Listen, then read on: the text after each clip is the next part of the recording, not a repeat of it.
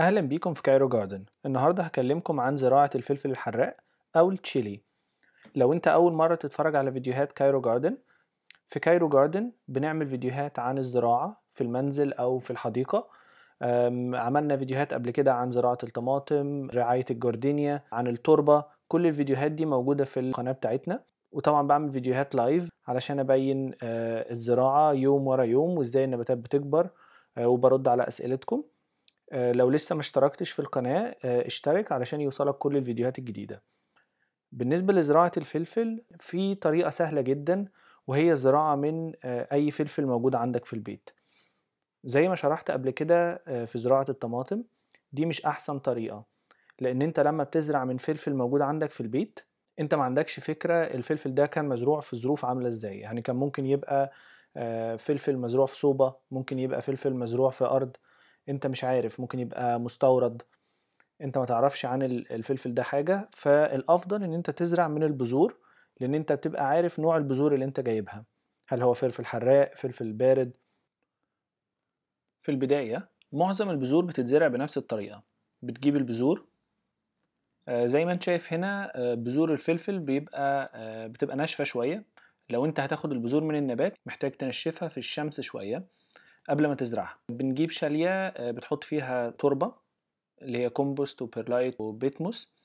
وانا شرحت التربة قبل كده، هتلاقي اللينك محطوط على الشاشة دلوقتي لو عايز ترجع ازاي تعمل التربة. الافضل تحط كذا بذرة مش بذرة واحدة. يعني انا هنا حاطط 3 بذور علشان طبعا تزود الاحتمالية، ولو واحد منهم مات يبقى عندك حل تاني. بعد كده بتحط البذور وبتدوس عليها كده بالتراب بالراحة. بعد كده طبعا بتحط مية وبتسيب الشالية في الشمس او في مكان دافي. في خلال 14 يوم أو أسبوعين أو 3 بيطلع لك البذور زي ما أنت شايف هنا في الصورة. بيطلع طبعا كذا بذرة في نفس الشالية، مش بتطلع بذرة واحدة. بتستنى لغاية الورقة التالتة، مش تاني ورقة، من التالتة الرابعة بتبدأ تفكر إن أنت تنقل البذور لشاليات أكبر. طبعا ده علشان يدي حرية للجذور إنها تكبر. طبعا انت ممكن لو سبت البذور بالشكل ده هتكبر، مش هيبقى فيه مشكلة، بس كل النباتات اللي موجودة في الشالية الصغيرة دي هتتنافس على الغذاء، فطبعا هتنمو كلها نموات ضعيفة، مش هتعيش معاك كتير. بعد فترة البذور ديت أو النباتات دي بتكبر. أنا هنا نقلتها كل واحدة لشالية لوحدها. طبعا انت لما بتنقلها لشالية لوحدها بتكبر، بتدي حرية للجذور إن هي تكبر أكبر. الافضل ان انت ما تحطهاش على طول في الارض. لو انت هتحطها في ارض او تحطها في شالية كبيرة، الافضل ما تحطهاش على طول، تستنى عليها شوية لغاية لما الجذور تقوى ولغاية لما النبات نفسه يتعود على الجو الخارجي.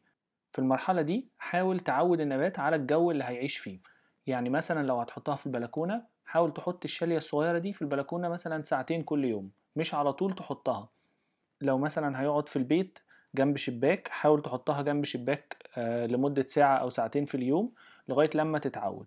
لما بتكبر شوية بتنقلها بقى للمكان النهائي بتاعها أو الشالية الكبيرة، وبيبدأ يتكون زهر، وبعد كده الزهور بتلقحها النحل وبيكون لك الفلفل. ممكن تقطف الفلفل الأحمر زي ده كده، وممكن لو عايز البذور بتسيب الفلفل على النبات لغاية لما يكبر.